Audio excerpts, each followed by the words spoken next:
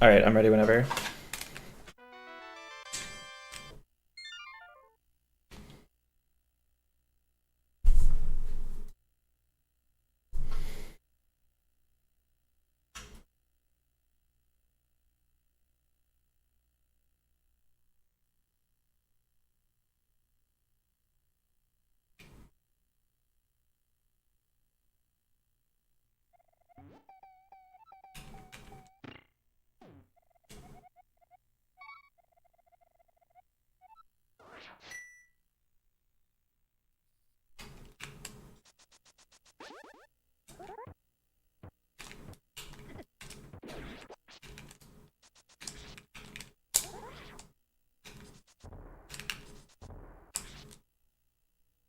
All right, thanks for the intro. I'm not outputting. Can you hear me, Tress? I'm not muted. Hello, hello, hello. I'm just gonna assume this is working. Yeah, so I'm gonna go over this stuff. My intention for this is to go over the stuff that's sort of straightforward as quickly as possible and focus on the rooms that are dangerous or difficult. Yeah, can you hear me?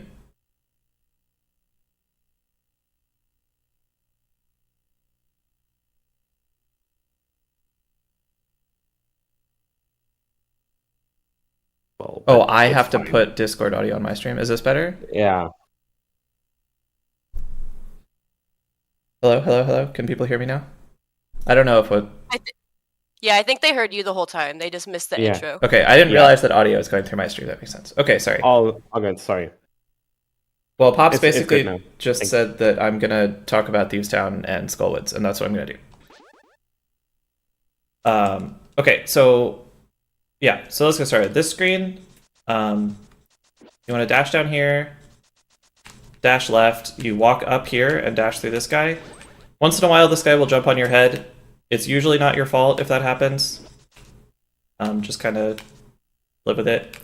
We walk down here and up here. We do this whole U shape with walking going both ways. We dash left, come down here, dash over,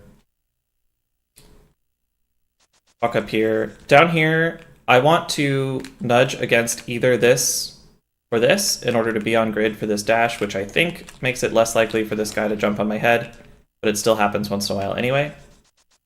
We come down here, dash right, and then you can dash straight down here and then walk at the bottom, but I prefer dashing, walking over here and dashing down.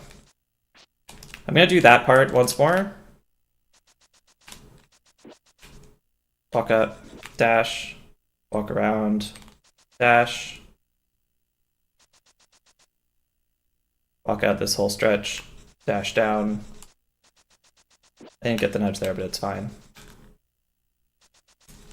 Okay, and then here, what you want to do here, you're going to dash down, but you don't want to walk all the way to this wall if possible. You want to dash a little bit to the left of this wall. So you're just going to cancel your dash. And then what you're aiming to do is nudge this tree a little bit because it baits this bird to give you a little bit more time. Down here, you can just tap left and dash left, especially if you get this nudge. This is a bad save state, sorry. If you don't get the nudge, this is like fairly tight. As you can see, if you're like high or whatever, you might get owned. If you do get the nudge, it's a little less tight. You can just do that. I hate this save state too. If you're really nervous, you can walk left for a step first. Do something like this.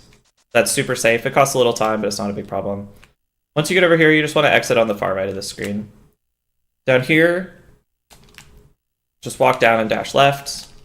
You should dash turn this. You should dash turn almost all of your dashes. Just going to mention that once. The screen is a little bit complicated. What you want to do is you want to dash down. You want to walk down, sorry, far enough that your dash left will nudge you on this. You want to walk down a step, nudge over here, and then you want to walk down a step and then hammer dash down.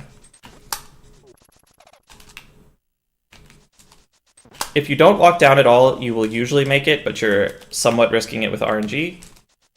If you walk down until, I usually walk down until I'm on top of this little tuft of grass here. like that. This is safe 100% of the time if you just nail the item dash. When you're, so the top of this thing is here. So you want to sort of dash left across his forehead. So just like dash down, cancel your dash, and then dash left over here.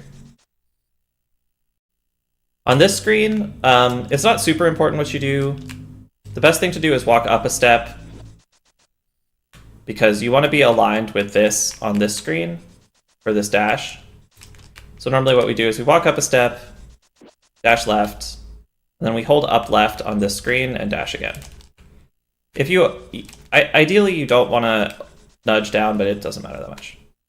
Okay, and then on this screen, this is exactly the same as in the light world, which you should already know from the desert segment. So what I do is I cancel here and dash down to get a little bit of slope dash. Oh yeah, you can also hold diagonal here, that's fine. Some people advocate doing this dash, which I never particularly found easier, but you can do whatever you prefer. Okay, then we walk down here. You want to walk below this tree line and dash left. On this screen, just walk down here, dash left, and then cancel this dash with something other than up or down. So I use a right cancel. You could do a diagonal cancel instead, but it doesn't matter. The point is just to dash upwards through this patch of bushes. On here, there's some dispute. I'm getting Discord pings. Let me make sure it's not that I'm doing something wrong. Okay, I think it's fine. There's some argument over whether you want to grab all the way down here to despawn your shield or whatever. It doesn't really matter. Just dash up on the left of this guy, talk to him. This is 5 text boxes. On the 4th one, on the 5th one, you can only mash A. And then there's 2 text boxes where you just want to mash shoulder buttons. We come up here and menu to mirror. The quick warp is I'm looking at the right side of my input display. Let me make sure this is cropped correctly. Oh, the restream is behind. Well, assuming it's cropped correctly, I'm looking at this little nook on the side of the tree here. If there's exactly 2 or 1 gray pixels, or like tan pixels here, then you can see, then you're on the quick warp. So this is the quick warp. This is the quick warp. So I walk up left from here and menu to mirror, and then I sort of judge where I am and try to adjust into the quick warp. From this, you want to walk up and shovel. If you're on the rightmost of the 2 quick warp pixels, then you will have to adjust left. If you're on the left one of them, you don't have to adjust at all. So we come from here. So I'm off the quick warp here, so I'll just like slam the D-pad and hope. And we walk up. If you just walk straight up, you'll always shovel to the right. So I sometimes see people, beginners, do like a this kind of thing here. But you can just walk straight up. Or if you mirror high enough, you can just stand still. Okay, match to the text box.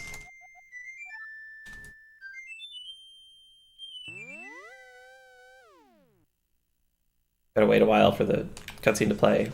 Just walk over here and dash down. You're gonna walk the full rightwards distance anyway, so you don't have to cut it super close to the tree. You want to go close enough to the tree that you don't like nudge down here or whatever, but there's a wide window of correct X coordinates, so you just walk over and down. Down here, if you're lined up with this tree, you can dash, but you let me simplify this. Just dash. Try to aim to cut the next bush down. Try to cut your dash pretty late. Alternatively, you can just not be aligned. You can just come off the wall a little bit, and then that's also safe. So we dash down here, dash left, dash up. Hold your sword out through this transition and hold up left. And then we have to do a spin speed here. This spin speed is all but obligatory. You can get through the screen without it, but I mean, like, unless you're playing on 1.2 for funsies, just get the spin speed, retry it if you have to. And we have to get spin speed off of this, and what we're gonna do here... I can't spin speed today, apparently. So one thing about spin speed is that people have probably told you false things about spin speed. There's a lot of misinformation that used to be around the community about spin speed. You don't have to go up far on the stairs or anything like that. You just have to touch the stairs at all and then come off of them without canceling stair drag. So if I press left or right, I don't get it. But if I press cardinal down, I get the super speed. So just come up here, clean release of the D-pad, and then switch to down. Okay, so here you want to come like above this bush. You want to go over here. And you want to walk up for a step. The visual cue most people use is walking on top of this flower. So you're going like this. You walk up for a couple steps here, and then you switch back to up left. You can up right this whole path. Once you clear this little cliff face, you switch to up left. So something like this.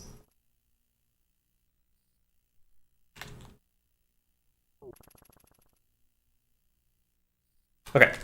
On this screen, you can just hold up left and then dash when you get to the top. You can't grab this thing from this far left, so you're fine. We dash up here. You want to dash up aligned right here, like fully on the white against the hedge. Then we dash up. Now we have to talk about shopping. So I'm going to tell you. So first of all, let me talk about the structure of shopping. Shopping, for anyone who doesn't know, is the sort of jokey name that we give to the sort of isolated items that we get by flute somewhere, grab the item, flute to the next place. They aren't really like part of a split. There's no overworld. They don't tie into the rest of the overworld, just sort of errands that we have to run. Shopping is something that NMG runners love to talk about. They love to argue about. They love to make fun of each other's rats, blah, blah, blah, blah, blah. I'm going to tell you the shopping route that I think you should do. If you have any disagreement with me, I don't care. Do whatever you want. If you think you know better than this, you probably do. I'm just going to tell you the like baseline shopping that you should do when you start out. And like, don't at me. So we cancel our dash here. We activate the bird low. And we immediately flute to the mount. We're going to be getting ether here. So we come down here. This is pretty difficult. You have to dodge these dead rocks. Oh, I should have set a save state.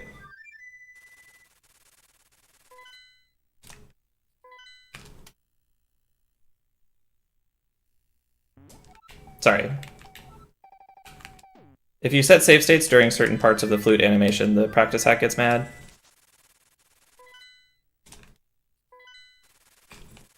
You walk down here. What you want to do is you want to come down here and dash right. And then if these guys are in your way, just like be very afraid of them and beam down at them. Just cancel your dash. Like that guy looked like he might be going up, so I got scared and stopped my dash. Play this as safe as you can, basically. Come down here. This part is the same as it was for getting to Hera. Come around here, dodge boulders. Bump your dick off on the stairs. Face left here and do this movement. Unbelievable. That never happens. That's like a 1 in 1,000 runs RNG. I still should have been looking out for it, but I'm distracted.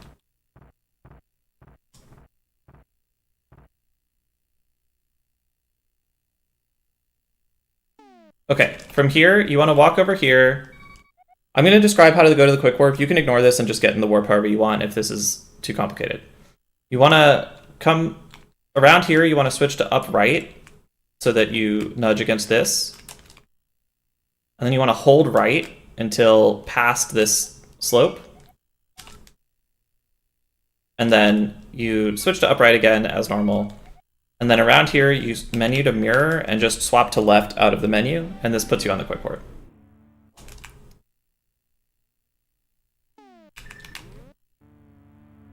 If you don't want to do this, or you don't want to think about it, or it's confusing or whatever, just do whatever you want. It doesn't matter. Quick warps are 30 frames. You can ignore them. If you still need this lesson, you can ignore any quick warp you want. Okay. And here, neutral dash left. Just by neutral dash, I mean lay off the D-pad and just press the dash button. Walk up here, mirror. Sorry, I was about to do a quick hop, but you shouldn't do that, so I'll show it correctly. Hold up left and dash. dash up here. If this squirrel is in your way, just sort of, in general, you should show a lot of respect to squirrels. If they're coming at you, you should be very nervous and bat them away. I'm not getting the bad RNG. I'm gonna stop trying now. There's too much to go over. But just like be careful if there's a squirrel, go around it or bat it out of your way. Read the book. Okay. The next thing I'm gonna do once this cutscene ends is describe a bird dash. So if you menu, you walk over here and then you dash left, you'll save a few frames.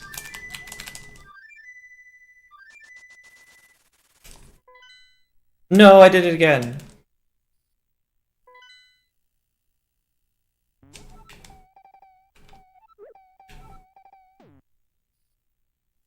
Oh no, dude. I'm breaking the poor practice hack's heart.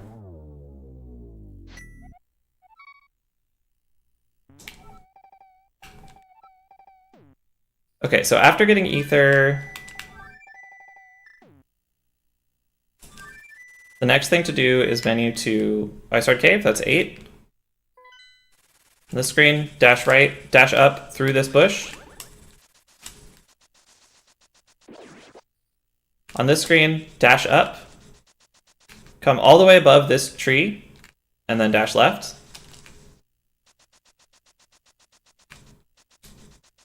Somewhere around here, you switch to, you menu to bombs, place the bomb, and throw it. You can do this room faster than this, but it makes it a lot harder and more dangerous, so I'm not going to talk about it. If there's nothing in your way, you can wait kind of close to the bomb. Sometimes people just like do this, they don't bother throwing the bomb at all. Totally fine, not a big deal, do whatever you want. And then we get back to flute here.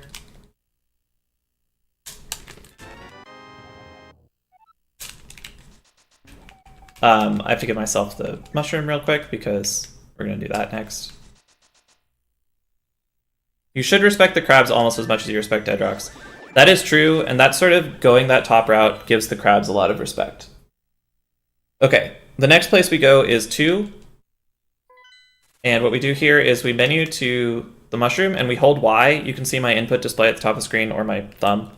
Just hold Y, instantly talks to the witch on the first possible frame. We come around this side.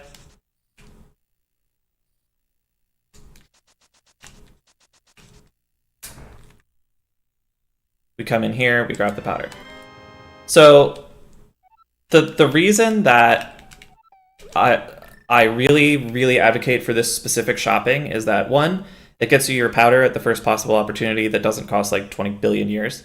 And 2, you can talk to the witch and get a health refill. It's only 1 text box, it's a full health refill. If you've taken damage on the mountain or getting Ice Rod, then you should just get a full health refill. Okay. Now we flip back to 3. The shopping segment is done. Here, you want to dash up along this red line here. So you should nudge this. You're going to nudge this. It's quite hard not to nudge this, but you also kind of want to be on grid. You want to dash up along this red line, which allows you to dash fully by this guy and left. Like ideally the room looks like this. I have stair drag, which is funny. Ideally the room looks like this. If you cancel your dash late, so you're off grid, or well, you're still on grid, but you're not quite lined up with the red, you're going to poke this guy. If that happens, you want to cancel your dash really low right after you poke him and dash left. You can dash through a big chunk of this corner here. So if you overshoot, you want to do this. The lineup you can look at is either the left side of this, I don't know, bush stub thing, or 1 tile past these grass tufts.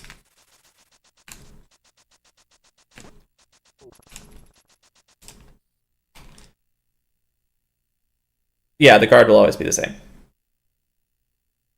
Okay. On this screen, I'm going to show you the fastest strat, and I'm going to tell you not to do it. So you've probably seen people do this. You dash up here, dash left here, dash up. This requires surprisingly tight movement. I just lost 10 frames on that. even getting it correct. So it's like pretty RTA viable. But this is a difficult strat. I don't encourage anyone to do it. I would say walk over here, just walk out. Costs about a second. It is 150 times easier.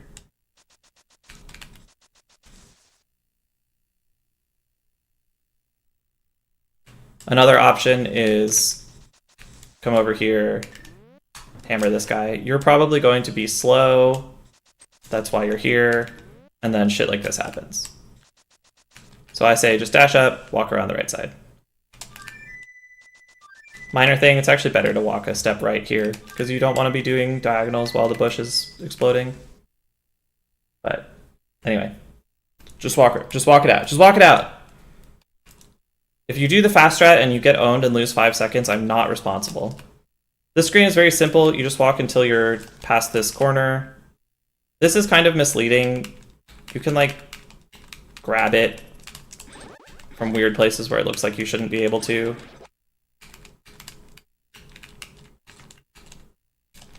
I'm not getting it. But anyway, just like sort of clear this corner, walk over, dash down. On this screen, menu to hammer somewhere, you can either, so you dash down, you walk right, then you can either hammer dash down, or you can just walk. I think hammer dashes are fun. I do almost every item dash in the game. I just think they're kind of fun. But it costs about 10 frames to walk it out. Yoho always walks it out. It's fine. You can do whatever you want. You'll notice that I can't item dash today. I pick this rock up from the top, and then I do a big diagonal and enter the warp from the left. That gets me a quick warp.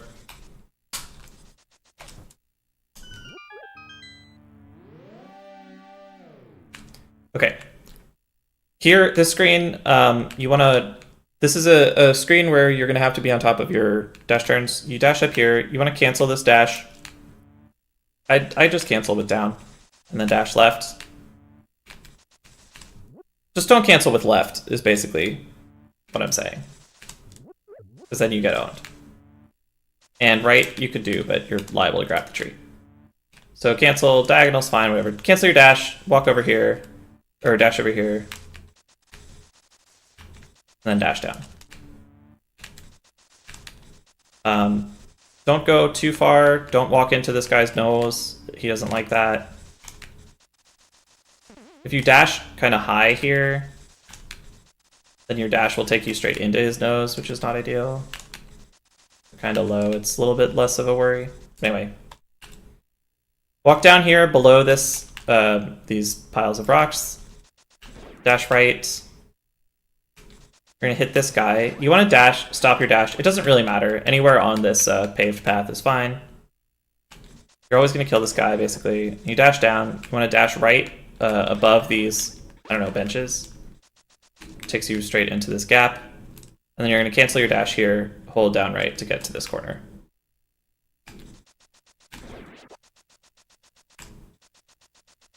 Here, you want to grab this thing kind of far to the left. So that you kind of nudge on this on your way down. It's not a big deal. You don't do that, but that saves a few frames. We dash right, open the door, and then just dash into the door. Okay. Here, we dash up here. The correct way to do this is if the fire snake is in your way, you dash right and then do this. I'll explain the second half in a second. And if the fire snake gets out of your way, then you can just walk instead of dashing. If the fire snake gets out of your way, thank you. Then you just walk instead of dashing. I would honestly recommend as a new player, just always do the dash. Don't think about it. Don't read RNG. Don't have two things to think about in the same room. There's 500 something rooms already. Adding more fucking strats to remember in every room is dumb. Don't do it. Just dash. Okay, but do whatever you want. I don't care. I'm not your dad. So over here, we want to hold right. We want to keep right held and swap to down right so that we can quick hop. If you face down, like you cancel your dash with a cardinal down, then you'll grab the ledge instead of quick hopping. So, like that. Dash up here, walk up here, dash right.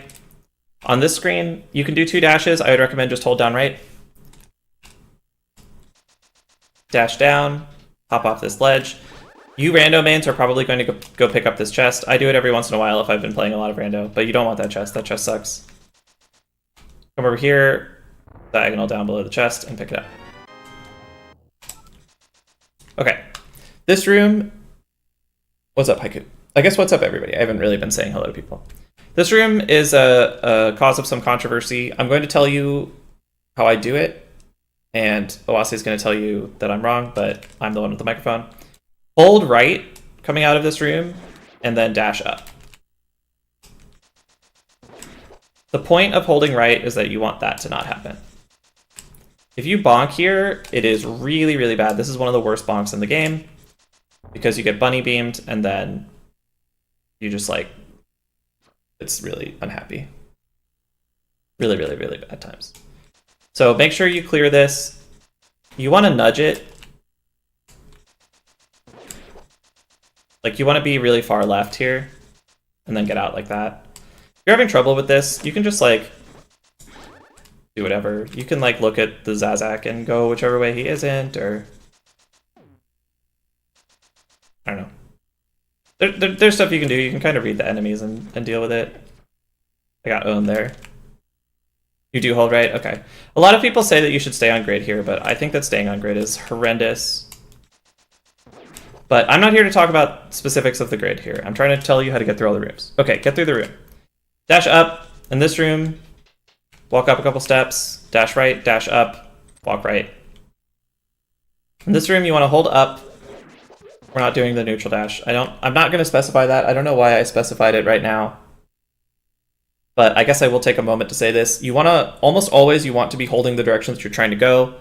A lot of newcomers have a bad habit of just like, I don't know, waving at their mom with their left hand instead of holding the direction that they're trying to go, and you just like lose frames on every screen transition. So you just want to be holding the direction you want to go. You want to come over here, pick this pot up, take a step right, walk back left, and then you're going to dash turn down. And this is going to nudge you against the key, against the torch, because we want to get a key dash. So this puts us on grid, which means that if we cancel our dash with cardinal up, we can key dash.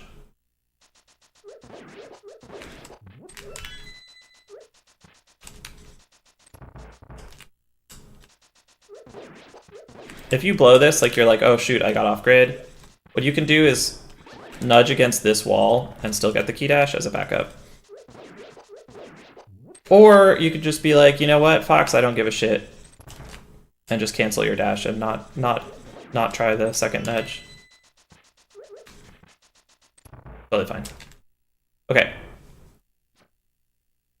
This room is often misunderstood, I find. So the first thing to notice is that this is a what's called... No, this isn't a bastard door. Wait, isn't this a bastard door? Oh my god, I don't know anything. I thought this was a... Is this a super tile?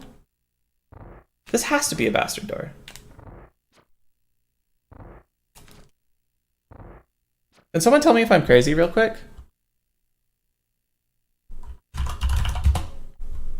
I opened the wrong tab. That's true, Meowski. I would generally say that you will not be getting that heart. This is a subtile. Why is it not giving me the evil drag? Okay, well, it should be a bastard door. A bastard door is a door where if you hold... It's not a super tile. It can't be, and it's also not. A bastard door is a door, it's a subtile east-west key door, and if you hold diagonal in them, you go 1 pixel per frame instead of 1.5 pixels per frame. So you have to do cardinals. So here you have to cardinal until you get out of the door, walk up, and then dash left, but you want to nudge this block. You want to start your dash basically as early as possible. You're deliberately aiming to nudge this block.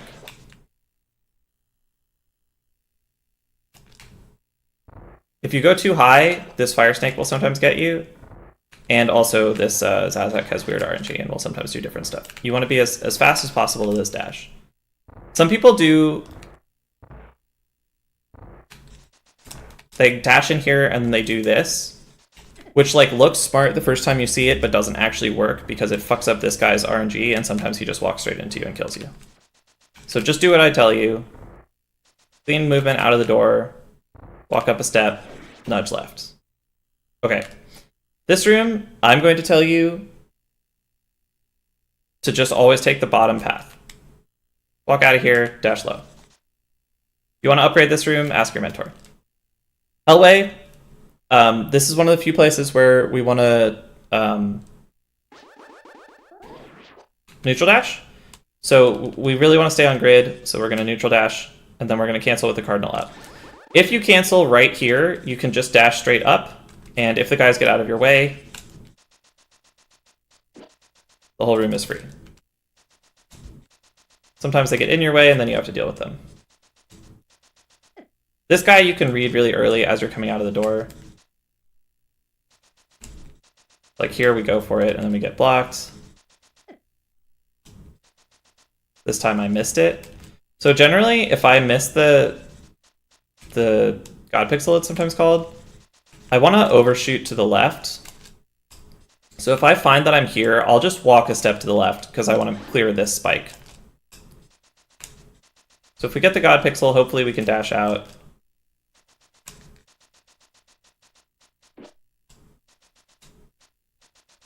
Yeah, that time I adjusted and I hit the God Pixel on my second try, which is good. This room is quite difficult and dangerous.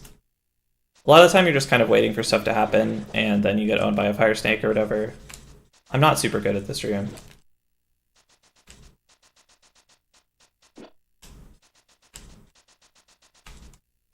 Like here, I saw that I had a path clear on the right, so I dashed up.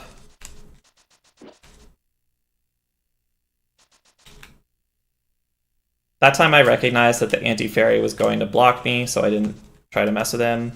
There, I just waited for him to get out of my way. This room takes a lot of reps, and you kind of just have to learn to see what's going on. I will say that you should never slash your sword in this room. If you're slashing your sword, you're making a mistake. Just walk and or dash. There are some weird RNGs where I've heard people say you should hammer at the top, but in general, just walk and dash. In this room, we hold up left, we hammer this pot. You wanna walk all the way up. You don't want to like rush this.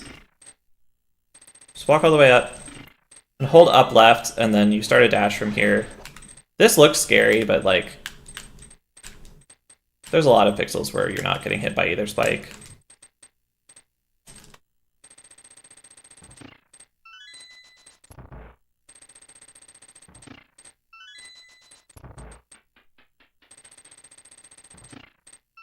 This is, if you can't do this, like if you try this and you're like, wow, I just failed that 12 times out of 15, just walk up, grab the pot, and throw it from the top.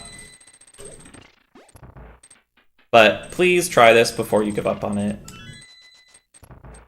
Like actually try, one thing I really think that new runners should do is actually try the good strats before just deciding that the good strat is too hard.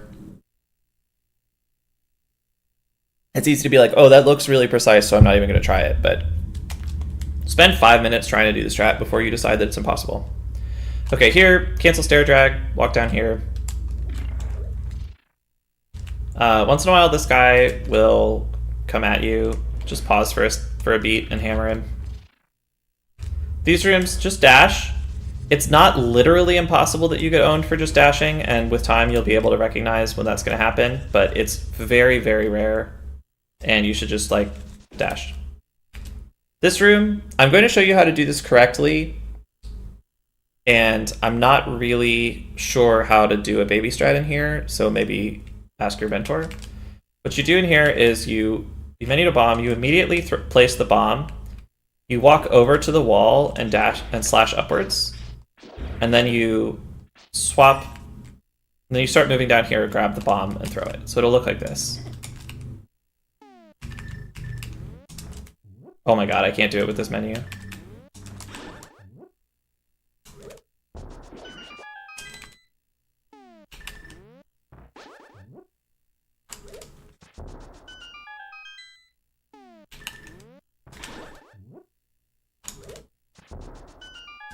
You see a couple things here. Place bomb, walk. I just switched to down right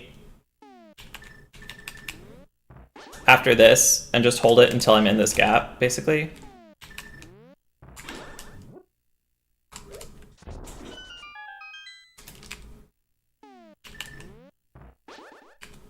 I'm getting confused by the menu. I'm spending so much brain power doing a different menu than I normally do that I'm getting owned.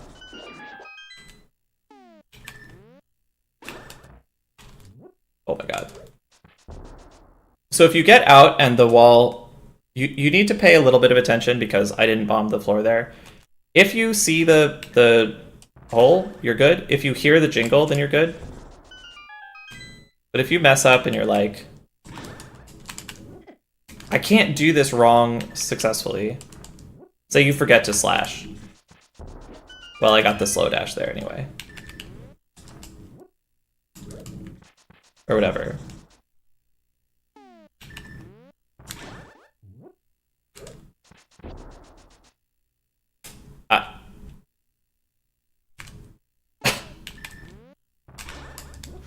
I can't show it off because I'm getting slow dash every time I try.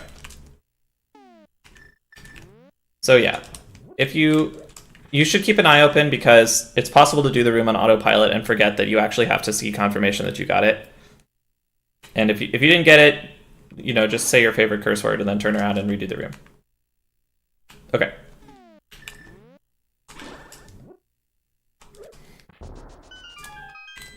Here, just dash out. In this specific room, you can neutral dash if you're worried about a cricket T-boning you. And then here we just go. Diagonal up to this door. On this room, if you dash instantly, you'll dash into the spike. I wait until I see this. The spikes covering the left spikes covering the blue pegs, and then I start my dash. This room, you want to walk down and dash left, except if you get that RNG. Or sorry, dash right. One thing about charging a dash moves you one full tile, almost exactly one full tile. So you want to start your dash. Sorry, if you're on a conveyor, Jesus, leave me alone. If you're on a conveyor, starting your dash will start one full tile below where you charged it. So you want to start about a tile above where you're going to dash out. Start your dash like here. You'll presumably have powder. You can just wait here. Just like walk a little bit down left out of the door and then powder this guy. Very reliable. Otherwise, dash out. If you get the bad RNG, slash him and walk right.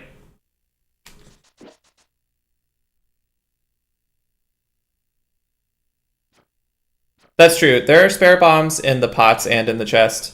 That each bomb is about a second. About a second per bomb. I don't know if your mentors are telling you the same things I am. My advice to new runners is to get Saha bombs and get every bomb in the bomb route and always have tons of extras. So you should have 1 million bombs here. But if you don't, then those are some extras in case something went wrong.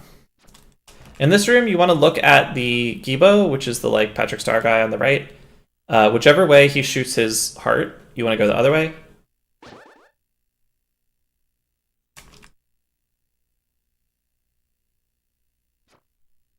Some people bend you to hammer in this room to read the Gibo RNG. I think you have tons of time to read it anyway, so I don't, but you can do whatever you want.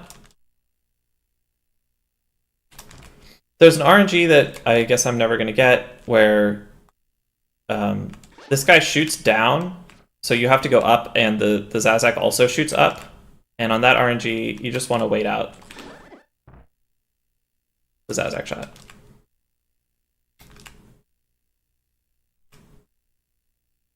Like that. Here, if you're below 6 bombs, you want to grab this bomb. You want to be at 6 here. If you're at 5 or fewer, you want to grab this bomb. I'm at 4 because I'm showing stuff off and pressing the wrong button a lot. In this room, cancel stair drag with left. Just like hold left out of the door, menu to hammer, and then walk down and hammer the guy.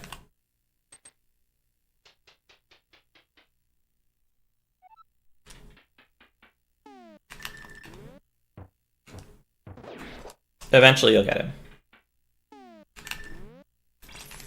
Again, this ice rod is screwing up all my menus. Pick up the rock, dash down. Walk down here, start your dash. In this room, you have two options between these gates. You can either just walk up and slash at any enemy that gets in your way, which is easy, but opens you up to being T-boned a little bit. Or you can dash between them, which requires a bit more fine control, but is a little bit safer. And you wanna, once you clear this door, you wanna hold upright until you get to the chest. Open the chest, hold left to talk to her, hold down left, and then dash down. If you're slow going up here,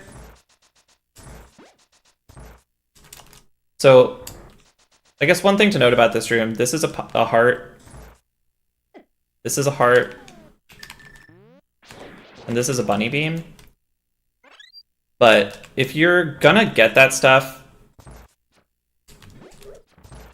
then you open yourself up to this guy at the bottom causing problems for you. So I'd say if your plan is to open up the pots, just kill him. Like if you're gonna lose 5 seconds in the room to get some safeties anyway, you might as well lose 7 seconds and have your safeties actually be safe.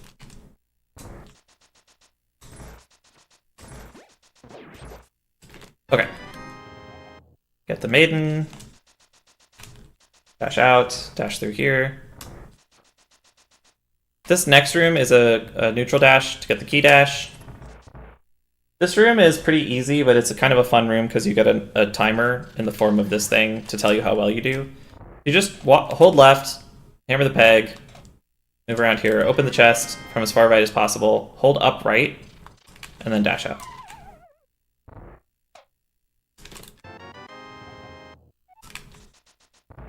And then you can tell how well you're doing because, like, here, I'll do it sloppily on purpose. There, I got a tile to drop. When you're new, it feels impossible to get the tiles to drop, or to not drop. And then eventually you're just like, whoa, wow, I don't even remember the last time that I saw a tile drop.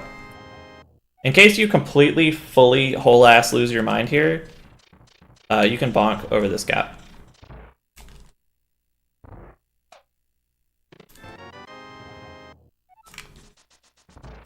I got a big nudge there, so I gotta think.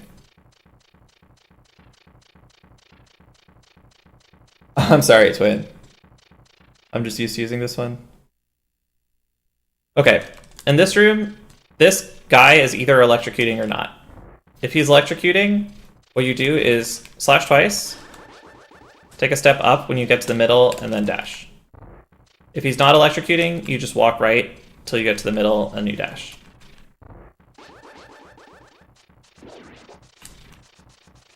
A lot of people do this wrong. They do the 2 slashes, but then they dash turn, and that is not enough time burned on all possible RNGs.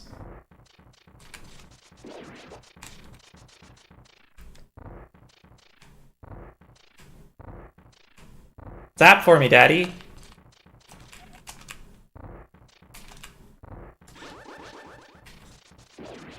Well, I didn't get zapped there, but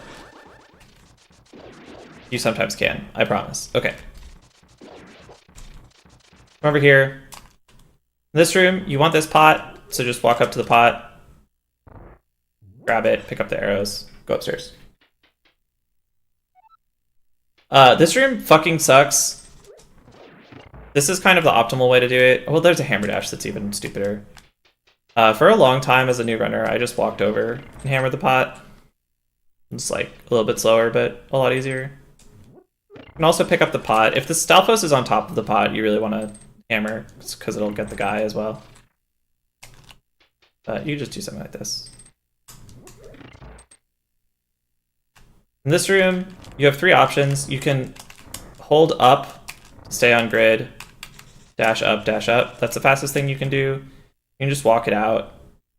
or you can go grab this pot. Okay, blind fight. I am not going to teach you the blind script. If you want to learn the blind script, you do want to learn the blind script. I promise you, you want to learn the blind script. It's one of the most important strats in the game. The fight is very easy with the script and very hard without it. If you want to learn the blind script, please... Do we have Helpasaur in here? No. Okay, well, look up the blind video or find it in FMG or ask your mentor, but I'm not going to teach you the whole thing. What I'm going to teach you is the first 4 hits. I don't know where my camera is. The first 4 hits. The first 3 are really easy. The 4th one is slightly less easy. If all you learn is the first 4 hits, if you go from knowing the first 0 hits to knowing the first 4, you're going to cut the damage of the risk of the fight in half. So I will talk about that much, but then it gets harder, and so I'm not going to talk about it. So we walk her up here, we turn around. It's really important to only press up and down here. If you get off your initial lineup, everything goes to hell. I like to dash turn. What I do here is after this text box, I do 2 slashes, 2 kind of lazy slashes, and hold my sword on the second one. I do that because getting a spin and releasing it is really bad. So I just want to spin not charged. 2 slash, then we're going to poke. And then after this poke, we just slash our sword and walk down again, and then we just slash our sword again and hold. So poke, poke, walk down, poke. Very easy.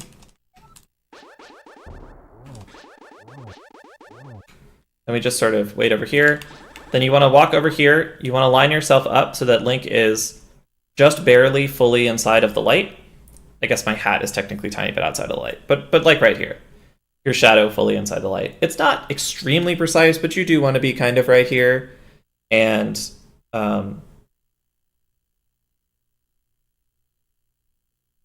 you have a lot of time to line up. It's just fine. So you want to be like right around here. So what we're going to do is we're going to... I like to do this for no reason. So I come over here. I wait down here. After he shoots this last fireball, I walk up to the wall with my sword still out, and that'll poke him.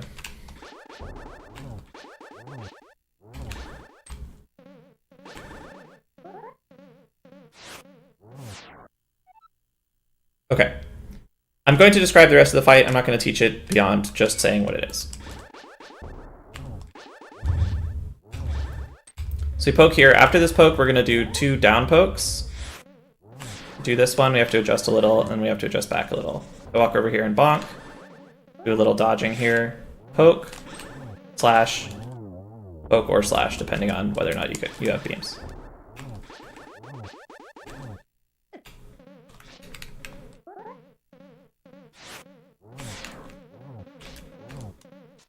Bonk, wiggle, poke, slash.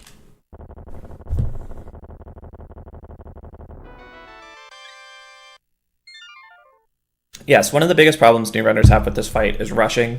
They let go of B after poking, but there's a window after you poke where if you let go of B, you'll spin.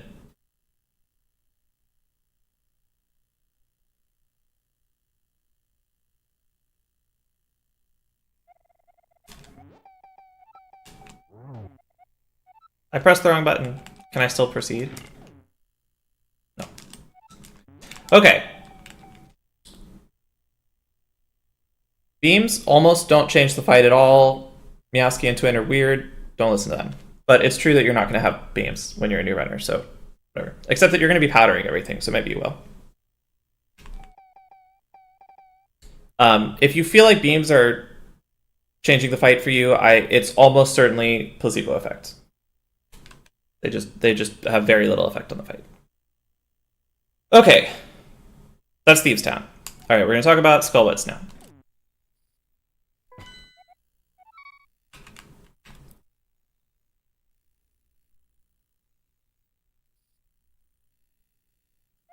Okay. The last 2 hits can be different if you do them differently. Having beams opens you up to doing the second to last hit earlier, which changes the last hit slightly. But if you just do the same fight as if you didn't have beams, then it doesn't actually matter. Like, it doesn't change the fight unless you act differently. When you exit this dungeon, you're going to hold down right and dash. You want a menu to Well, you want to cancel your dash when you're here, lined up with the bottom of this wall. And you're going to place a bomb here. So you're going to cancel your dash. I hold down left out of the menu. You can walk kind of a long way holding down left. So you hold down left out of the menu. And then switch to down so that you don't actually walk into this gap.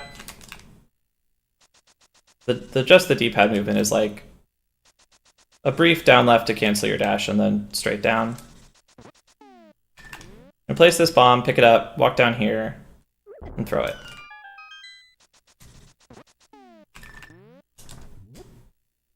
I'm gonna throw it when you're like about here, kind of lined up with the bottom of the hut.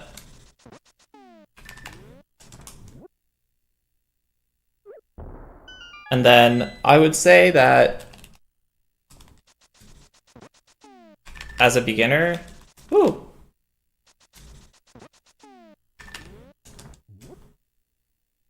throw the bomb, just kind of walk around here and wait for it to finish exploding. The strat that most top runners go for is not that. It's like a slash and dash. But I don't know, that's kind of hard and doesn't really help that much. So, bottom of the sledge, place the bomb, pick it up. One thing about bombs is that you can place the bomb and like walk a step before picking it up, especially when you're walking downwards. You can pick up bombs with your butt cheeks. So you don't have to like place the bomb, come to a complete stop, pick it up, and then start walking. Just don't let go of down.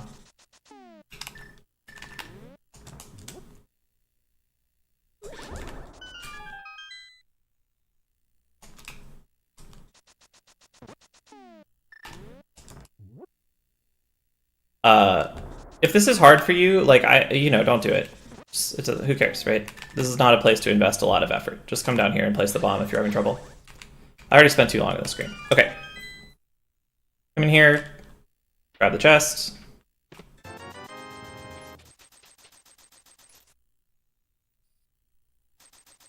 You want to walk down here and then dash right. The dash down isn't very good.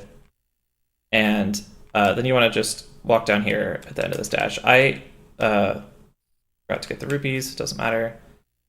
I like to menu to mirror here, but you can kind of do it wherever you want. On this screen, you want to walk straight down and then dash turn left. There's kind of a wide vertical area here where it's fine to do the dash turn. Come down here, grab the second pot, talk to the dwarf. He doesn't look like a dwarf right now, but he is. Dash up over here. You want to leave the screen like around here where you're like slightly to the right of the dark dirt path. The exact lineup you can look at by this, but it's like, you're not going to be exactly perfect. Dash up here, dash right under the sign. And mirror in place. Prehensile butt cheeks, yes, thank you. Here, you're going to hold up, dash right, and walk into the house. I'm canceling Stair Dragon stuff. I'm not going to talk about that too much, but feel free to go for it.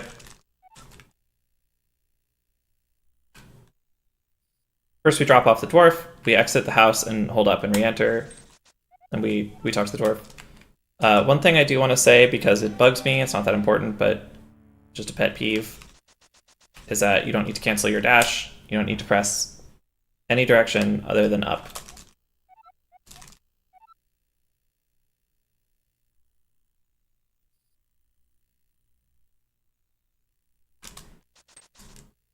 So if you just dash, you'll get stopped by him.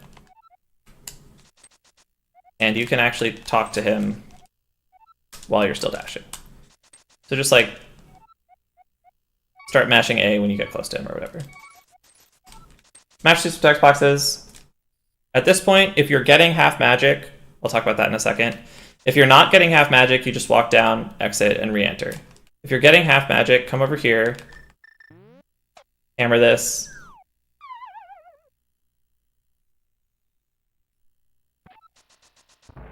talk to this guy. You have to walk all the way up, like you have to be kissing this pedestal and then use the powder. I'm not going to actually use the powder because it crashes the prac hack sometimes, but you just talk to that guy, use the powder, you get half magic. Half magic is probably the worst safety, so you'll probably drop it pretty quick, but it's totally fine for like getting through Cold Stare your first few runs or whatever. At this point, after you leave the half magic cave, the route lines back up with the old one. It's really just this tiny little trip into the cave, and you just leave the screen, re-enter, come back up, and grab your tempered sword.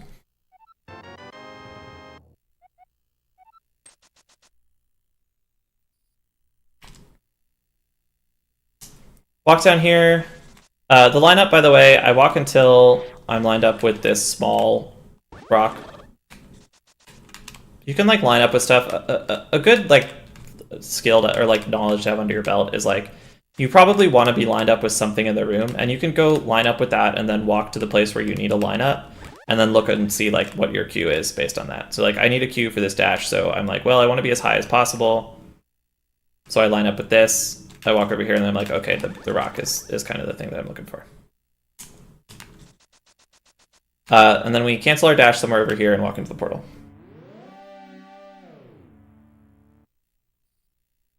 On this screen, if you press left and A on the same frame and then dash turn up, you'll nudge this fence. This is called fence dash.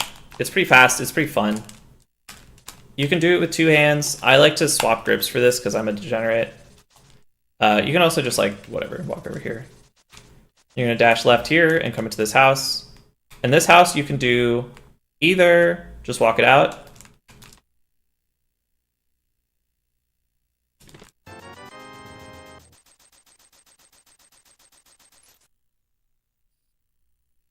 This is totally fine, just walking. Alternatively, you can like hold left and do these dashes. The only good dashes in this room are the ones up and down here, and they're not that good. They save about 5 frames each, so I don't, not really worth it. Come down here, dash turn right through this, dash up here. You want to go left on this path. I sometimes see people go like all the way up here, but that's quite bad. Just take this path up here. Walk left, don't dash, and then walk up. You want to be, the cue is you want to be fully on the white. If you're on the green at all, then you'll nudge on your way out, which is, whatever, not a big deal, but ideally you're like, just about here is going to be 1 frame of nudging.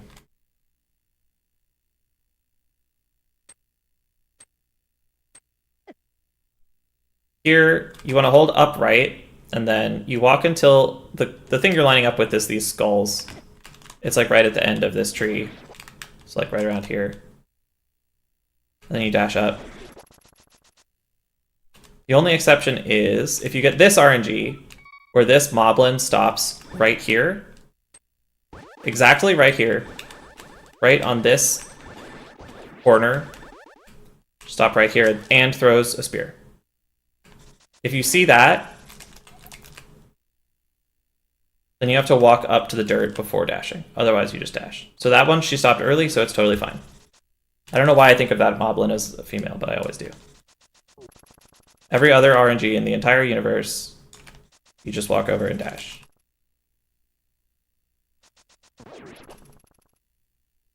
That's the bad RNG. I overshot because I was like thinking too hard. That's the bad RNG. Okay. Dash up. Cancel your dash somewhere around here. Walk left. You're going to dash up here, and we're going to nudge the shit out of this corner because we don't want to dash into the pit. So we're going to walk left here. We're going to nudge the shit out of this corner. When you get about here, sort of lined up with somewhere between lined up with the middle bush or a little bit lower, you want to press and hold up. So a mechanic, I don't know, someone's probably mentioned this on stream by now, but if you're dashing, normally if you press the direction you're dashing, it doesn't cancel your dash. But if you dash over a pit, pressing the direction you're dashing does cancel your dash. So we're going to take advantage of that a little bit here. We're going to cancel this dash kind of early because we dash through an enemy, which means that turning and starting another dash doesn't work very well. I'm not going to get into the specifics. Just trust me on the inputs. I'll talk about it later if anybody wants. Sorry, I feel like I don't have enough time, so I'm kind of rushing some stuff. So just press up here and then dash turn left.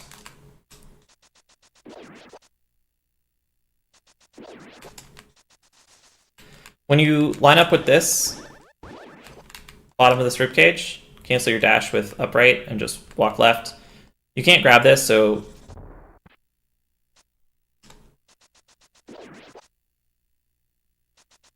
we're going to cancel our dash here, walk all the way over, dash up, walk left, dash down, go in the door. That was probably a little bit too specific. I apologize for going a little overboard. But yeah, we want to be careful about canceling this dash and starting the next one, so we play it a little safe. We dash up here and down here. This room, this is very difficult. A lot of people used to say that this is the worst room in the game. It's not as bad as all that, but it is definitely a challenging room, and it's very difficult when you're new. I'm going to talk about how to do it correctly. You walk up. If this guy doesn't die to your beam, then throw the pot at him. Most of the time he'll die, but otherwise throw the pot at him. And then we want to come down. We want to walk quite low here. I aim to clip the corner of this like dark red inlay. And we want to grab this statue really far to the right. Then we pull it down.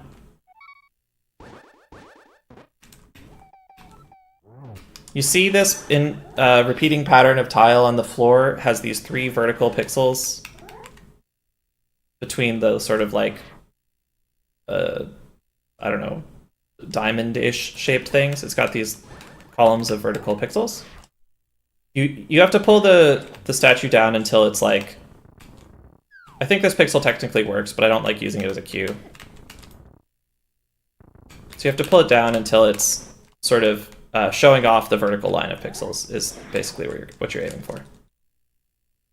The farther you pull it down, the more dangerous the room gets, so you do want to be as good at this as you can. And then you come over here, you push the statue, you wiggle diagonally on it, because you push statues faster when you're moving diagonal, and then you pull it up into the gap. You have to pull it up far enough that the bottom of the statue lines up with the little arc, little black line in the rail.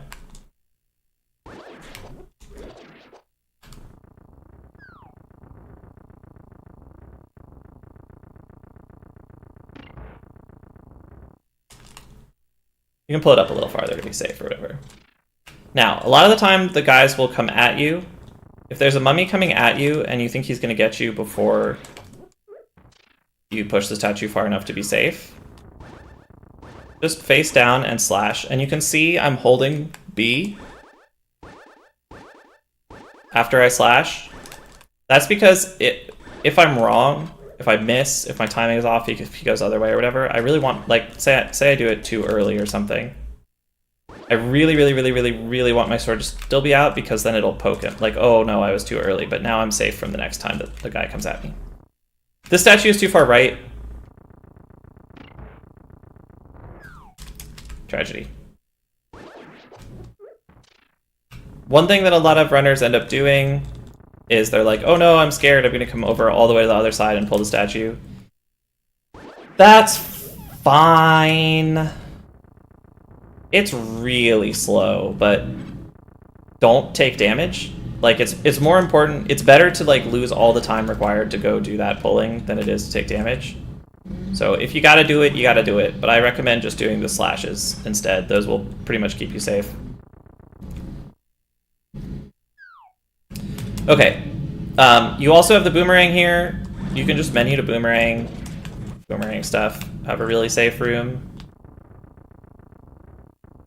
This is also quite slow, but it's fine, you can do it, I don't care. You can also just go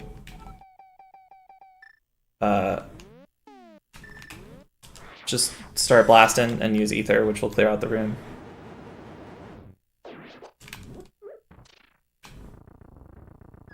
My opinion is that if you don't want to learn the room, you should just walk in the door, use ether, and then do the room easily. I would say that it's probably not a good plan to be like, I'm going to try to do the room right, but then get scared and use ether in the middle, because that'll be confusing and weird. I think that you should either figure out the room well enough that you're not an ether guy, or you should just embrace your identity as an ether guy and use ether.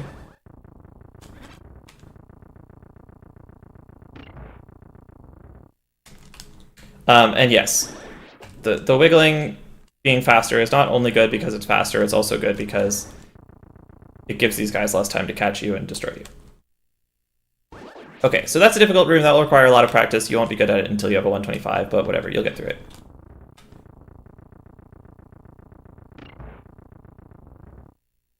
Alright, one sec, sorry, my throat is dry.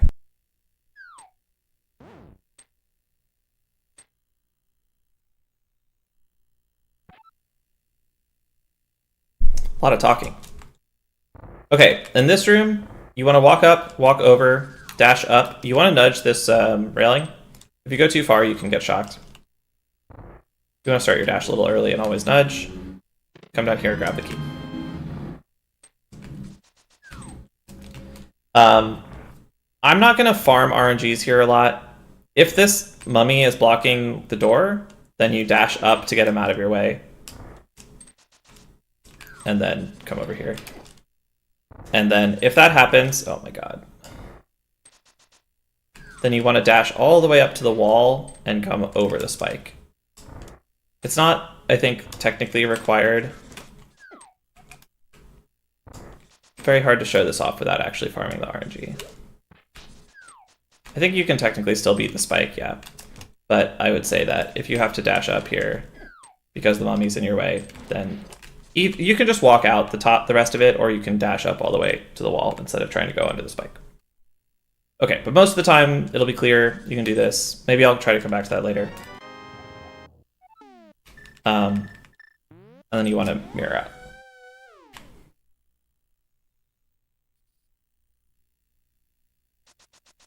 Come up here. Yeah, sorry, someone in chat I think is saying this is anti-fairy.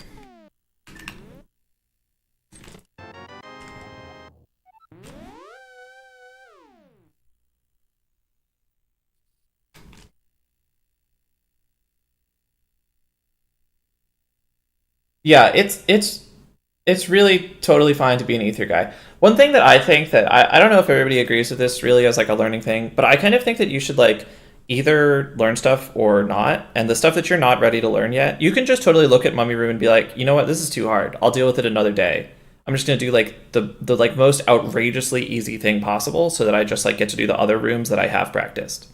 I think that being like, oh, I like kind of watched Fox talk about this for a minute, so I'm gonna try this like hard strat, and then getting owned, and then being like, oh no, I lost 4 hearts, now I need to ether. Where's the fairy? I think that that's like a really bad sort of intermediate or like sort of you know, halfway house kind of behavior. And I think that if you're like not gonna learn the rooms for real, probably your best bet is to just be an ether guy.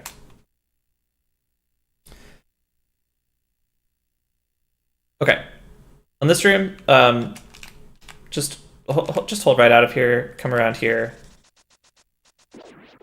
What I like to do here is dash really low, nudge this thing, and then dash high over here. And also dash low, it's a little bit different movement. I like the top path. You're gonna have to menu to bomb somewhere. You can do it here.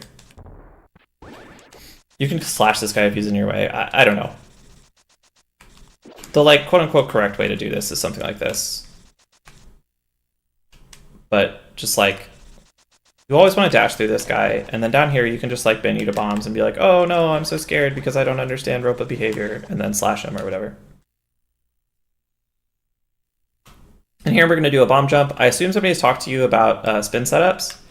What you want to do is you want to be kind of lined up with the rail here.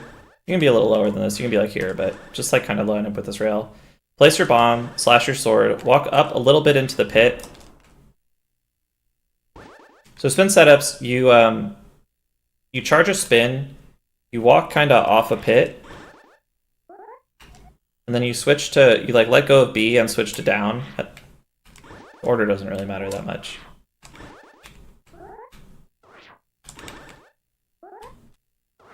Which one you do first.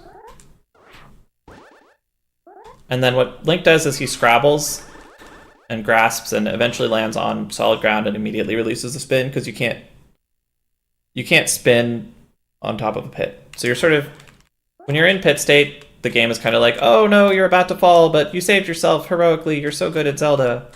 And we can kind of take advantage of that by using that state and combining it with a charged spin to like line up on the closest pixel to the pit. So place the bomb, charge your spin, do the thing, get bombed over the pit. Okay, fine, you can do this first. It's fine. I won't yell at you. You have tons of time to do it the other way, but it's fine. It's fine. Okay. We're gonna get over the pit. If this guy's anywhere close to you, slash him and hold B, because if you miss, you want your sword still out. Like, just slash, and then you see I held my sword out and the poke got him. Okay.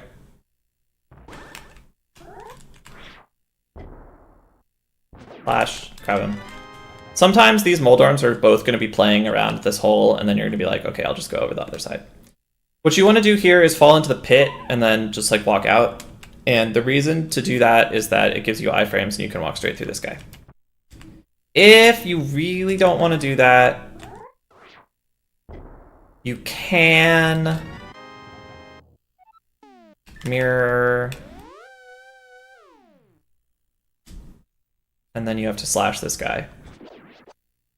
I would say probably you should just fall in the hole. It's fine. You probably just got an anti-fairy, or probably just got a fairy in the big key room. You'll be okay. It's not as scary as it seems. Ah! But okay, sure. You can play it safe if you want to. Again, live your life. Walk around here. Take the same route we did last time.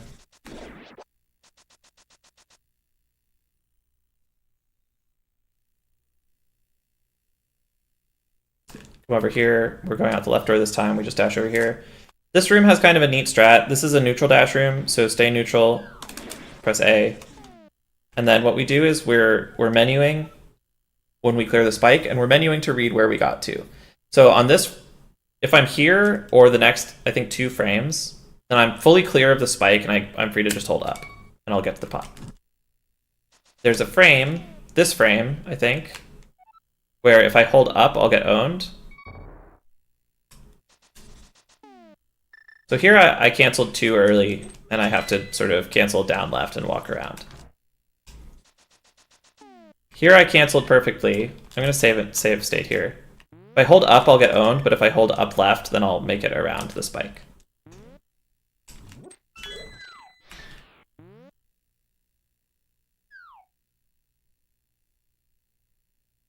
I need to reopen this super dial. It's not more dangerous to mirror out, it's just like quite a bit slower. Okay, so we dash, and then we walk. I'm on a crazy menu here. We menu to fire rod. We walk up here. I'm blowing everything, but it does work. We want to pick up this pot and then stand still. Pick up the key. But it's possible to pick up a pot from too low for that to work. So kiss this pot, pick it up once you're kissing it. Wait to pick up the key, and then walk down, and once you clear the spike, walk out of the room. Fricker famously threatened to do violence to people who dash out. It's like 10 frames slower. It doesn't actually matter that much. But in honor of Fricker, we all have to make sure we walk every time.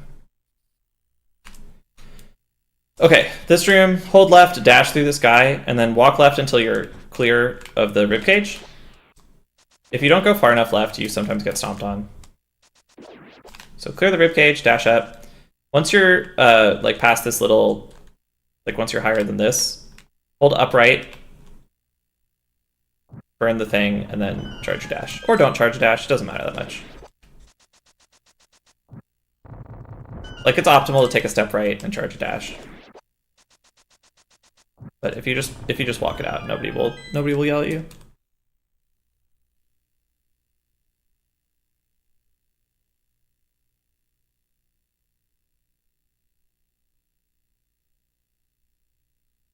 You can pick up the pot flush with the wall. Pretty sure. I think it's on the other side that you can't pick it up. Like, I think you can pick up... Oh, am I backwards? I thought you could pick up this one, but not the other one.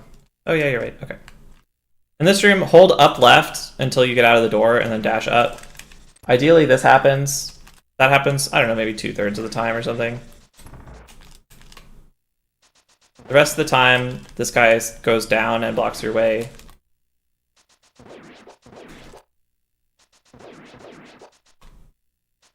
By dancing around the... Okay, he won't do it, apparently.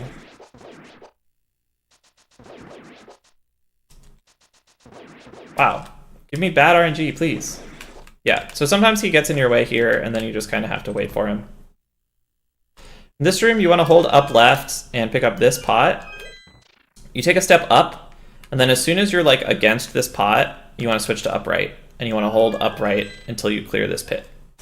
That'll get you perfectly across the pit every time, no problems.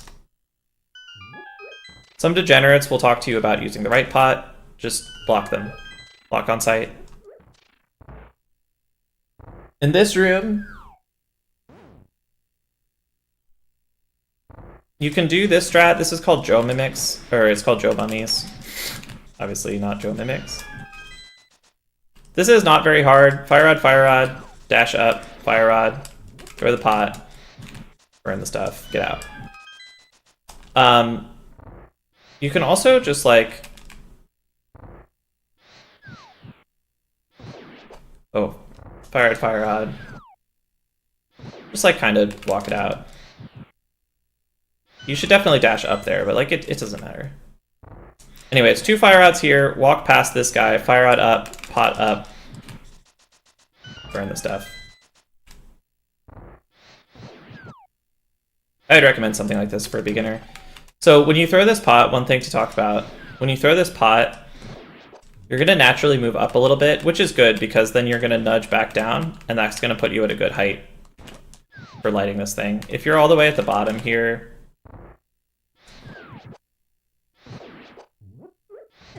then you'll miss the torch.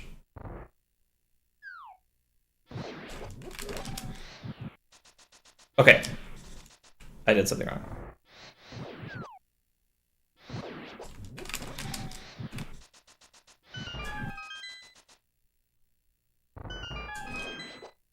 Walk in here. Keep an eye. Your eyeball should be on this guy when you enter this room, because sometimes he'll come at you and then you gotta slash him.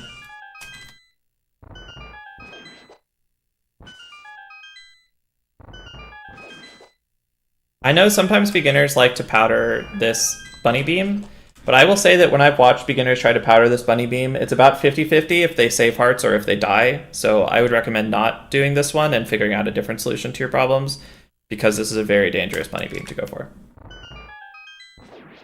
In this room, you want to hold left out of the door and fire out this guy.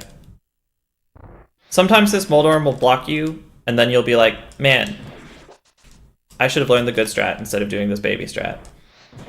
Then you dash up. Come over here, pick up this heart, and dash right. Oh, you gotta get all the way up to the wall, sorry.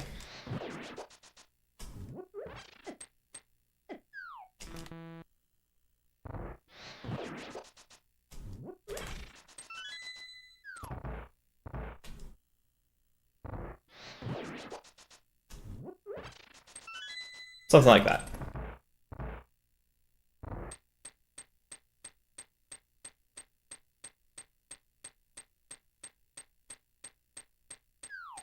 No, Haiku, even if you have half magic, you shouldn't play bad on purpose. If you're getting half magic, it should be for very specific things. It should basically be because you don't want to learn Cold Stare yet. It shouldn't be just play bad everywhere. So fire rod this, come over here, get the heart, dash right. Alternatively, if you want to do the faster strat, you can come up. You want to come off the wall a little bit, dash up, and then slash this guy into the spike a couple times.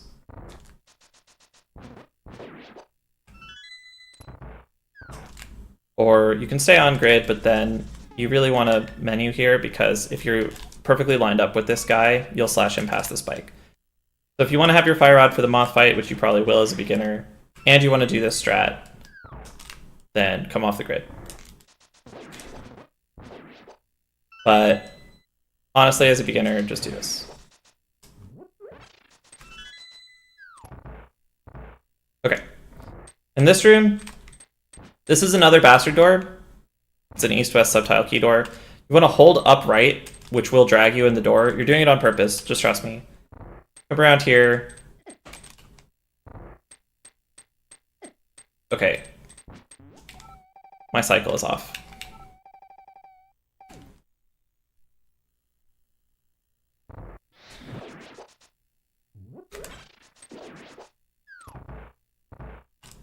So drag in the door.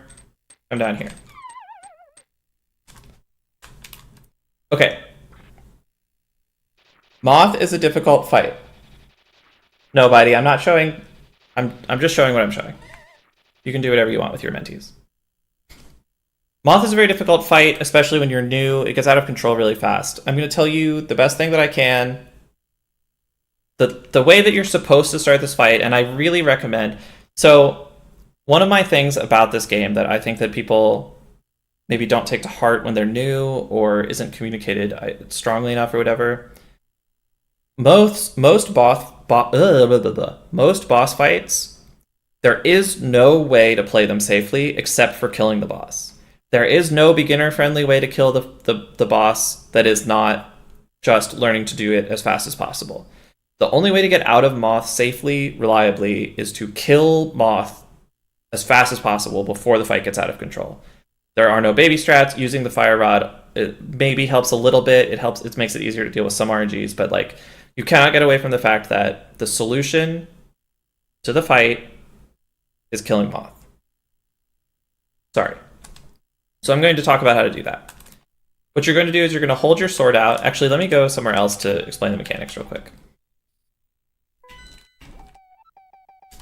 So if you hold your sword out, you can strafe without turning. You can dash without dash turning. Okay, so we're going to take advantage of this, and we're also going to take advantage of another thing, which is that when you're dashing, if you press away from your dash, you instantly cancel the dash.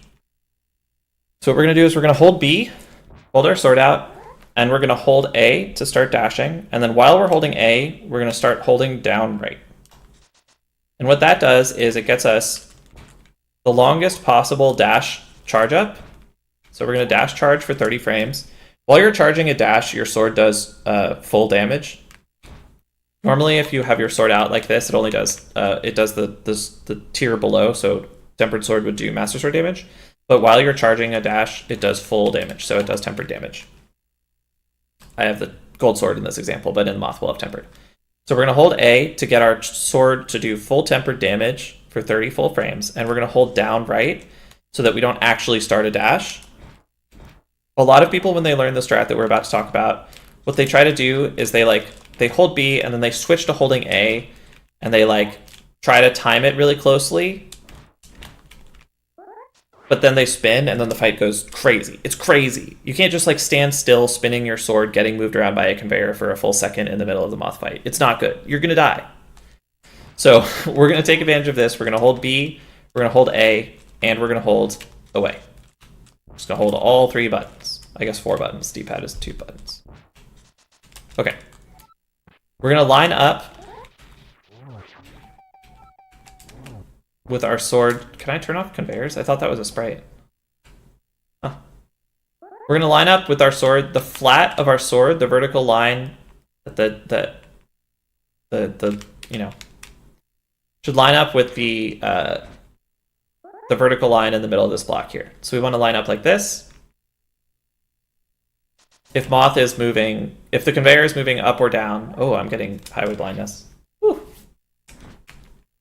If the conveyor is moving up or down, if it's moving right, you're going to end up having to sort of tap a little bit to stay in position, and you're going to be so here we're going to end up with our sword a little bit to the right.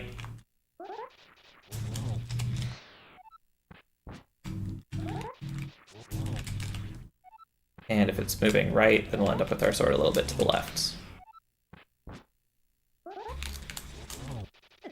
But that's what we're aiming for. And then what we're looking for is when Moss and Tenny reach the bottom of the spikes, the bottom of the block, that vertical line, we're going to press A and we're going to do the whole thing. So we're going to be holding B here. And right now we're going to switch to A. Or we're going to add A to the buttons that we're holding. And what that does, you just heard it here, it went ba-bow. That's 2 full hits on Moth. So Moth takes 4 hits from the Tempered Sword. We just did 2 of them. The fight is halfway over. This is guaranteed if your timing and spacing is good. It's guaranteed to do half of the fight for free at the beginning. This is, I promise you, the only way to have safe Moth fights. So I recommend practicing this pretty heavily. The rest of the fight is not as easy to deal with. It's not as scripted. On up conveyor, I just keep the dash. That time I only got 1 free hit. So one thing you never want to do here is spin. I spun because I sort of lost my mind. You can do these poke dashes against the wall. They're kind of hard to get right. I wouldn't worry about them for a while. What you want to do is when Moth gets to the middle of the room, you slash her. And if she's hanging out at the top of the room on the spikes, you can sort of slash her to try to get her battered towards the middle of the room. And every so often, she shoots these little rings at you. This is on a timer. She like does a movement and then waits a second and then does this. So you can just hit her and it'll interrupt the cycle and she'll not shoot at you. But if you hit her directly into the spikes, she doesn't take damage. So you want to hit her, I meant to say that earlier, sorry. So you want to hit her either into the middle of the room or into a block. What we're doing at the beginning is hitting her into the block.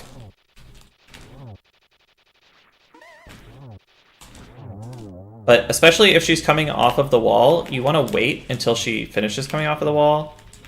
Because if she's like on her way, like if she's moving like this and you bat her right when she starts moving like that, you're gonna sort of miss your opportunity. She's trying to become vulnerable, but she's actually still next to the spikes and you're gonna bat her into the spikes. So give her a second to get off of the spikes so you can actually damage her. Sometimes it just goes like that and everything's really easy. That's great. And then there, you see she was like mostly lined up with the block, so I got a little bit to the right so that the recoil would shoot her directly into the block and give me credit for it.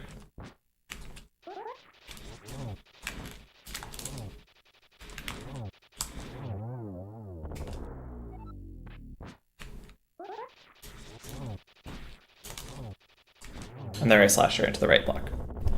Okay.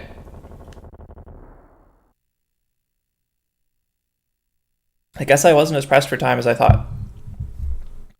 Does anybody have any questions? Anything else that I should go over?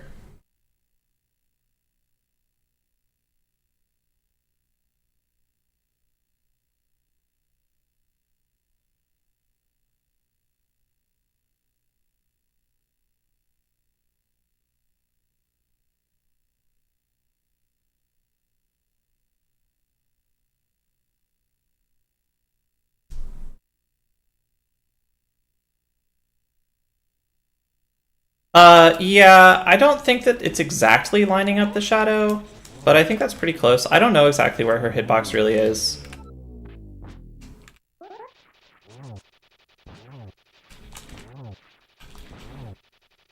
But yeah. I'm not really sure exactly what I'm looking at. But it's like her shadow or like right above her shadow that you want lined up. Like there, she was too low, but that one counted. I don't have an awesome answer to that, I'm afraid. I'm gonna push back a little bit on recognizing the sound of the double hit. It doesn't really matter. Like knowing whether or not you got it isn't that important because it's like you don't want to be overconfident. Like if you hear it and you're like, oh, I got 2 hits, and then you like go for a crazy risky slash because you're like certain that you're on the last hit, you shouldn't be doing that, really. Like you should always be ready for there to be another hit. in case you were wrong. So I think that recognizing it is of limited utility.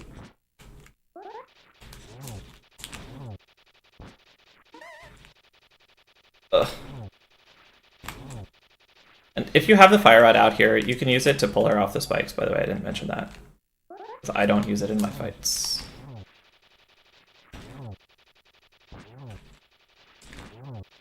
Like here, and do that. Fire rod does half the damage of a tempered slash though, which is why it's not super good. Like, it's really only useful for repositioning her.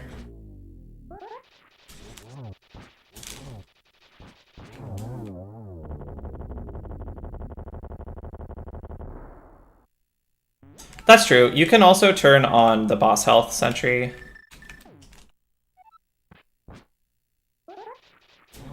Which is apparently not working right now.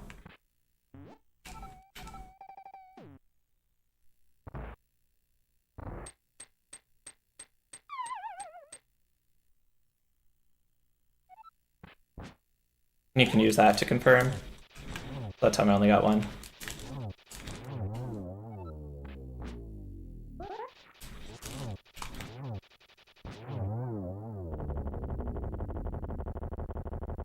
But yeah, it is good for checking if you're actually getting it right. That's a good point. Yeah, a lot of sentries kind of require a room reload to work properly.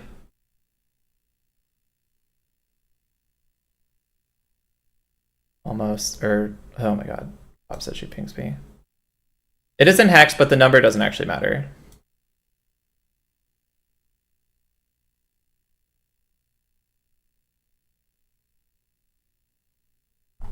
Pops is just asking me questions that she personally has, as if I'm supposed to go over them on ZSR.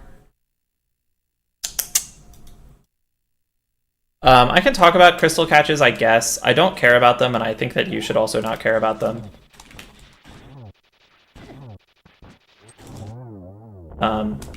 Sometimes you can stand in a hole that the spikes made to grab the heart a little earlier. With crystal catches, if you killed the boss high on the screen, you want to catch the pendant with your toes. If you killed the boss... No, I'm doing it backwards. So you're always going to kill Moth high on the screen here, basically. So you want to catch it kind of on your toes. I think I might be getting this backwards. Oh, I'll say whenever crystal catches? Okay, good.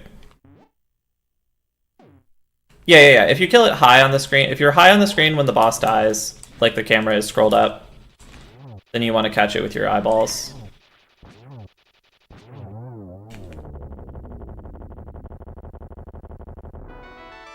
Gonna be like, and by that I mean like this, the shadow should be on your eyeballs when it's falling. If you kill the boss with the screen scrolled to the bottom instead, which will happen in other rooms, most notably Argus, if it happens in this room, something is gone quite wrong. Then you want to catch it with your shadow, with the shadow lining up with your toes. That's not that big a deal. Oh yeah. Just yes. Please do be there when the crystal falls. The exact specifics are a lot less important than just standing on top of it. Like, if I catch it with my toes, I'll lose a couple frames. But if I'm just like over here and then I'm like, oh shoot, right, there's a crystal, then I'm gonna lose a billion years. So don't do that.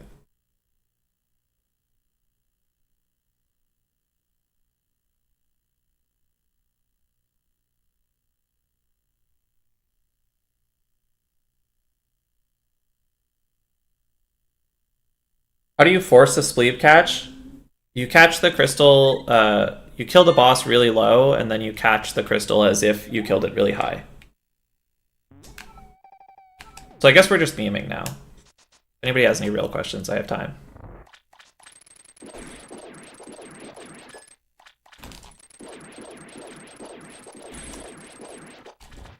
Wow, I am awful today.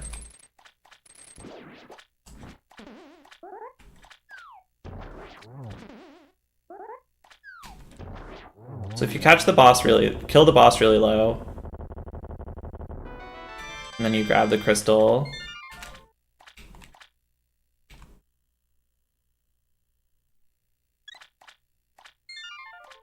really low, then Link will be deep in the text.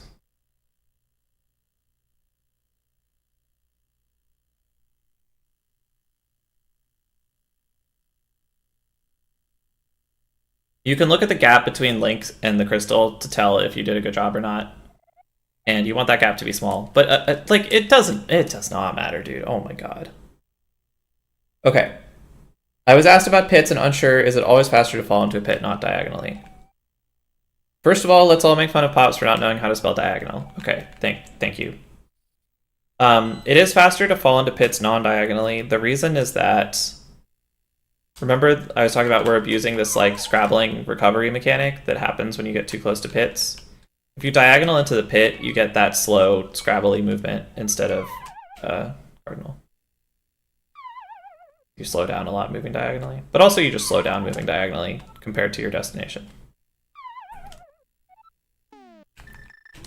This one is actually kind of funny because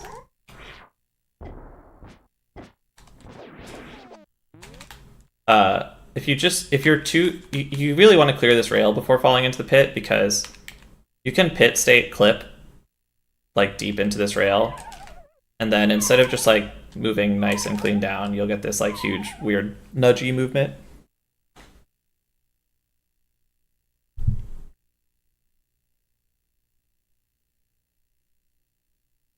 No, I know you were just asking, Meowski, but it's just like, it's poison for newbie brains to think about that kind of thing. You have so many things to think about, and that's like number 22 billion on the list.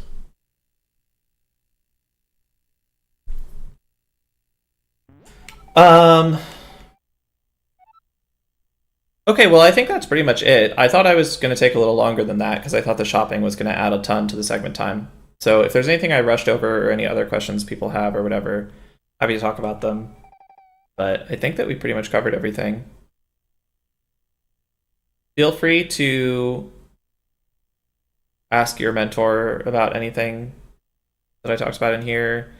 Learn the blind fight. I would say that the things to practice in these splits is leaving pod, hammer dash, hellway, Gibo room, attic, blind. Those are probably the things to practice in Thieves. Gibo room, by the way, is Bear Gibos. These guys, people tend to call them Patrick Stars. Their proper name is Gibos. I hate SpongeBob, so I call them Gibos. This room requires a little bit of practice, I think. In Skullwoods, the thing to practice are Mummy Room, Bomb Jump, Mummy Hellway, and I guess just the entire back of Skullwoods takes a lot of practice. Like Mummy Room, Bomb Jump, and the full back of Skullwoods. When I was learning this game, so my journey through this game was I got a 129 in any percent NMG. Over the course of whatever, it took a little while, and then literally the day after I got my 129, I was like, I don't know what I want to do, if I want to speedrun, if I want to push this farther. I don't know, maybe I'll take a break, whatever. I went to bed that evening after getting my 129. I wake up in the morning to the announcement of the All Dungeons tournament. And so it's Duck's fault that I'm still playing this game, is what I'm saying. In All Dungeons, you have to do Skullwoods exactly the same as NMG, except with one less heart. And I just died constantly. I just could not make it through Skullwoods. So Skullwoods was the first dungeon that I got any good at because I just practiced it to death. I just practiced it constantly for that tournament because I could not get through it. So I poured a ton of time into this dungeon around the time I was 129. It could be quite dangerous. It's one of the dungeons where there's like a number of things that can go wrong, but unlike a dungeon like Swamp, everything that can go wrong costs 2 hearts and it adds up really fast. Start over. Hit rewind. Alright, I'm glad you liked it, DJ.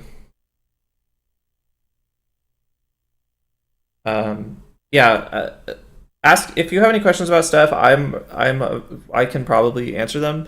You should ask your mentor first because I will not say the same thing as your mentor.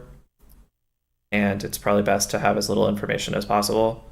I know not everybody feels that way, but I really feel like it's very overwhelming when you're new, and I tried to be pretty deliberate about not showing a lot of options, not giving a lot of really precise details, trying to keep the specifics to the places where they're like really important, and you're going to take damage if you don't know the specifics. And I don't want to overwhelm people, or I want to avoid overwhelming people as much as possible. And I think that one way to avoid overwhelming people is to ask your mentor and just let them answer. Because if you ask in public, everybody's going to want to be helpful and they're going to give you 17 different answers. And then that is, I think, actually probably harmful on average. But if you want 17 different answers and you want to be confused and overwhelmed, you know where to find us.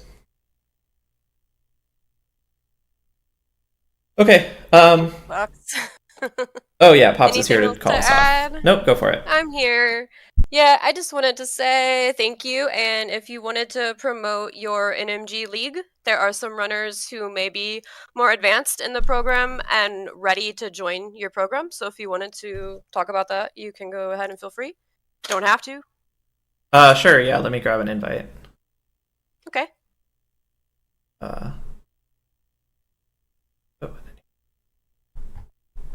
And then while he's getting that, I'll just say we have our next race is looking like it's going to be a Sunday morning race because of the availability of the racers who were invited. So if you're still looking at chat, Fox has posted a link here for you guys. And there you can join that server and get the information that's needed. If you're interested in joining the NMG League, it's open to all skill levels. You do need to know the run, though. You do have to follow the rules and actually read the document with the rules on it, and do submissions to actually be, accepted into the program. So our beginner runners, I would suggest joining that in the future, and for now, focusing on just learning the run, getting through, continuing to make connections in the community. And like I've said before, please don't be afraid to reach out to the mentors. They've all volunteered, so they're expecting to get messages and be pinged, and they're here to help you guys. And then next Sunday, we'll be back to teach the following section. So the runners will go back to their mentors like usual, and you'll have a week to review the section that Fox has just went over. And if we can find our guide here.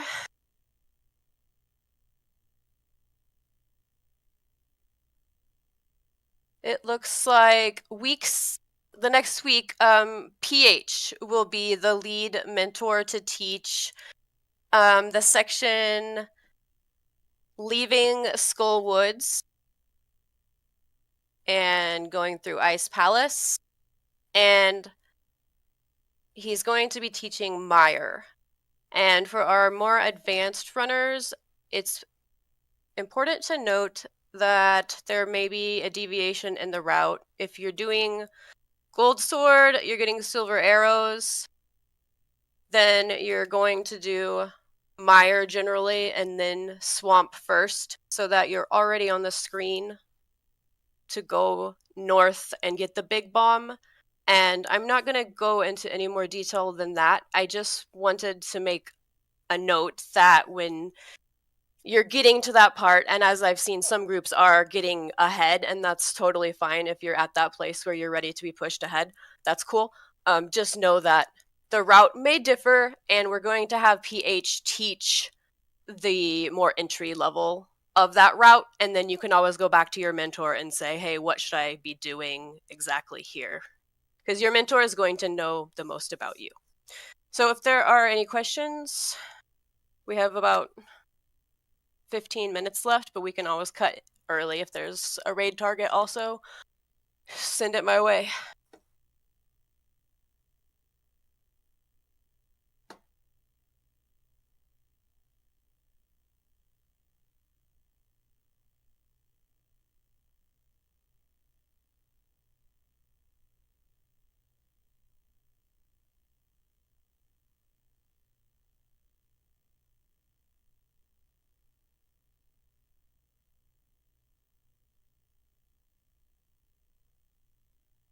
thanks. Yeah, there's no other questions.